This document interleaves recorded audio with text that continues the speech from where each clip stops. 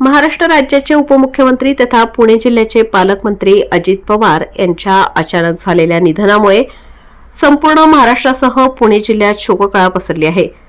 विशेषतः खेड तालुक्यासाठी हा मोठा धक्का असून जनतेने आपल्या जिव्हाळ्याचा नेता गमावल्याची भावना व्यक्त केली जात आहे।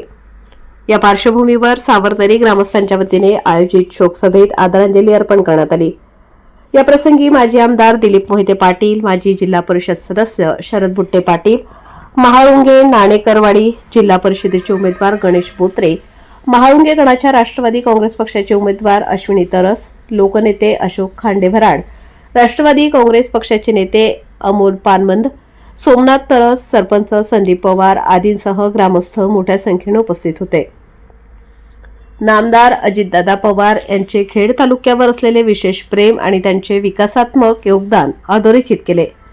खेड तालुक्यातील औद्योगिक विकास, चाकण औद्योगिक वसाहतीचा विस्तार, रोजगार निर्मिती, पाणी पुरवठा योजना, कचरा व्यवस्थापन, रस्ते, आरोग्य व शिक्षण सुविधा यासाठी त्यांनी सातत्याने पाठपुरावा केल्याचे मान्यवरांनी सांगितले।